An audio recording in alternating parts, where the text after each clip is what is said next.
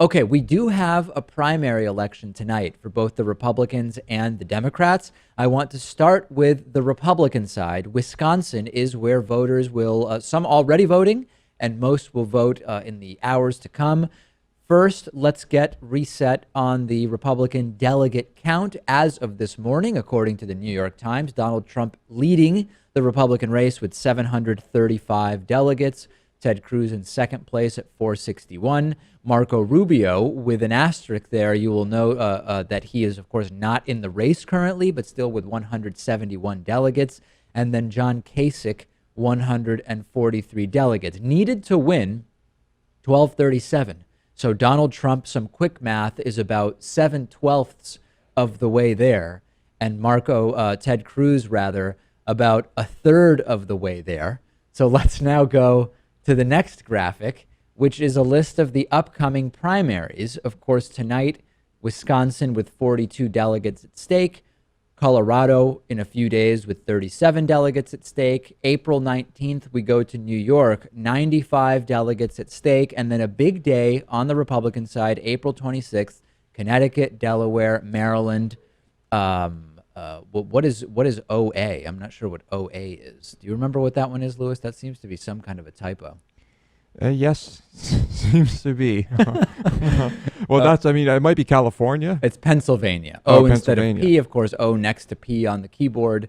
And that is Pennsylvania. Yes, California would be far more delegates than that. Yes, and a different day altogether. Yeah. And then Rhode Island, all on April 26th. Let's not get caught up on whether it is an O or a P in Pennsylvania. Let's instead get caught up on the reality that even if Donald Trump gets every single delegate available from now until April 26th, he still doesn't win. He still doesn't cross the finish line of the 1,237 needed delegates.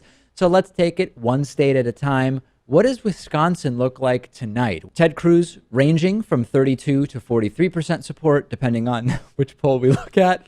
Donald Trump from 30 to 42%, and John Kasich 18 to 23%. An average of recent polls has Ted Cruz in the lead by nearly 5 points tonight.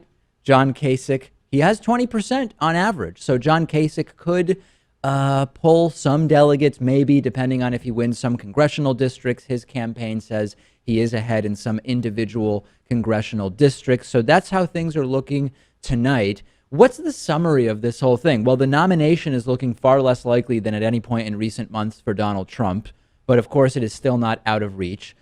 This is the first test for Trump post terrible week. He had that insane week last week where he said, number one, that women should be punished for having illegal abortions, and then had two new positions all within 2 hours, 3 positions in 2 hours on that issue.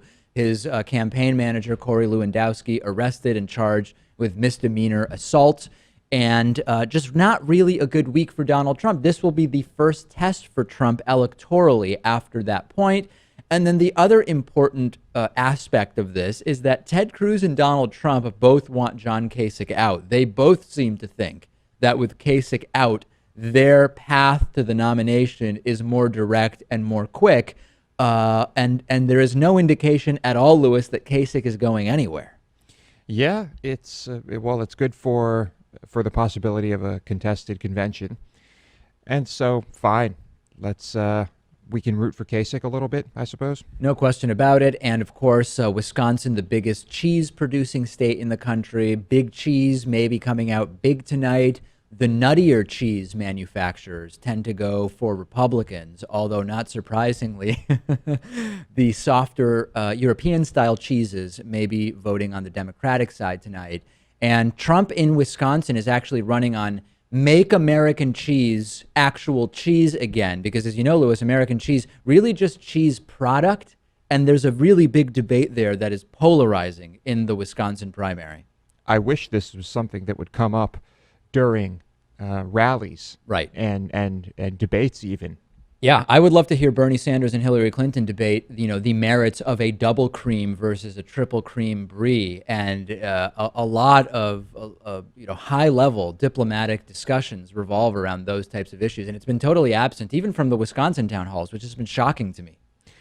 The last time cheese really came up in a political way was when they started using the brine to de-ice the roads over there. Yeah. and which was a wonderful idea, might I add. Oh, absolutely lovely. FreshBooks is offering David Pakman Show listeners a 30-day free trial of their service. I'm obviously the host of the David Pakman Show, but I also run the business that is the David Pakman Show, and I want to spend as much time as possible on the show and growing and improving my business. So FreshBooks lets you get paid more quickly. It helps with invoicing. It helps with so many of those business administration tools, and it's for freelancers and small businesses who want to get organized on those issues and really focus on growing the business. So to get your 30-day free trial of FreshBooks and support the David Pakman Show, go to gofreshbooks.com/TDPS. That's gofreshbooks.com/TDPS.